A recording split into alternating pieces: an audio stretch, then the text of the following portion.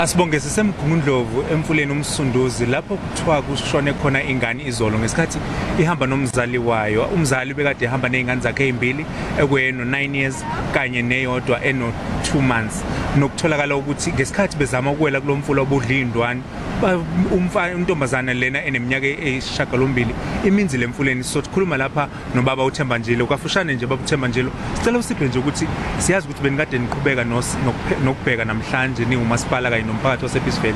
Mhlawumbe usichazela kafushane ikuphi nikutholayo nokuthi ikuphi okwenzakalayo nokuzokwenzeka.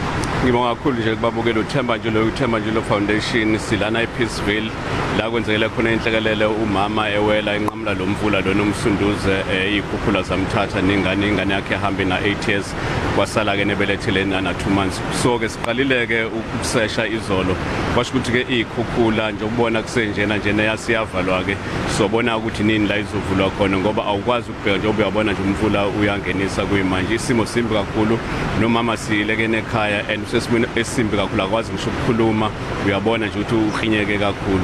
Loyo ubaba uNjila uThembanjilo Foundation njengoba echaza ukuthi kule ndawo kukhona ukuthi kwenzeka kwalesigameka kuqala njengoba emasonto noma ezinyangeni ezimbili ezidlule kwenzekile isigameko esifana nalesi kwaminza abantu ababili kuyona le ndawo neyothi bazozama ukuthi baqale manje bafundisa abantu ikakhulukazi ngokuthi kubaluleke kanjani noma kufanele umuntu azivikele kanjani uma ngabe umfula ungenisa ikakhulukazi ezindaweni lapho ejwayele ukwela khona ukuthi bangaweli ngalezi zikhathi. Asibuyisele intambo ngakuwena e-studio.